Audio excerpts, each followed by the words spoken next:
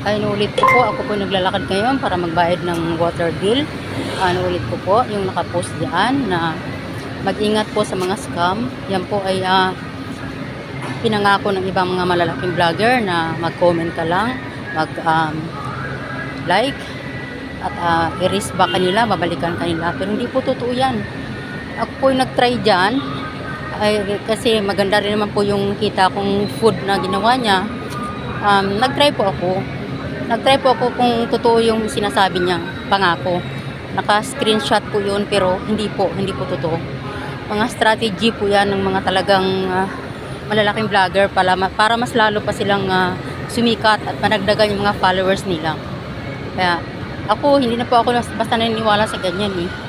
Okay lang naman po sa akin kung hindi ako i-follow back ng pina-follow ko pag ginusto ko po. Lalo na pag mga Christian videos, mga evangelism, okay lang po yun sa akin.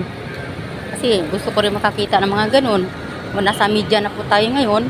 At remind ko lang din po sa isang ka-brother po, yung pong nakalagay sa Roma 12:2, ay dipindi po yun.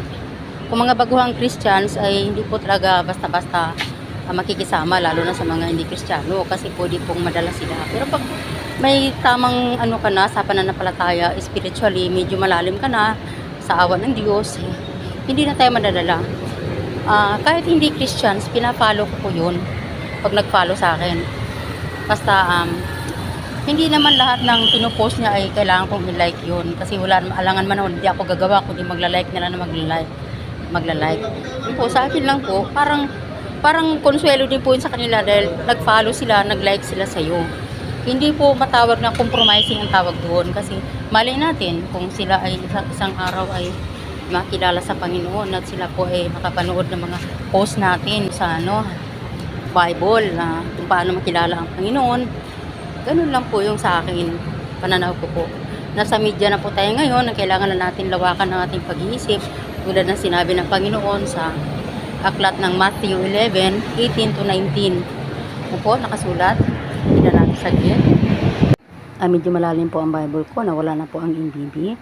Si Juan po ay sa verse 18, sinabi po ng mga tao na siya po ay hindi umiinom, hindi kumakain, makisama sa mga makasalanan. Tinatawag po siyang napasukan ng demonyo. Sa verse 19, naparito ang anak ng tao na kumakain at umiinom, at sinasabi nila, narito ang isang matakaw na tao at isang manginginom ng alak, isang kaibigan ng mga maniningil ng buwis at ng mga makasalanan, at ang karunungan ay naaring ganap ng kanyang mga gawa. Ang tinutukoy po dito ang Panginoon na nakikisama po sa mga makasalanan. Ang pakikisama nito ay para lang po sa mga magulang na spiritually wala po itong kaibahan sa ating pag-follow back sa mga unbelievers. Anyway, thank you sa mga nagkisimpatiya, sa mga kapatid sa Panginoon na nakakaunawa sa aking sinasabi, at sa ilang mga kaibigan dyan at ka-FB Reels, kahit hindi tayo kilala. Thank you sa lahat ng nakikinood.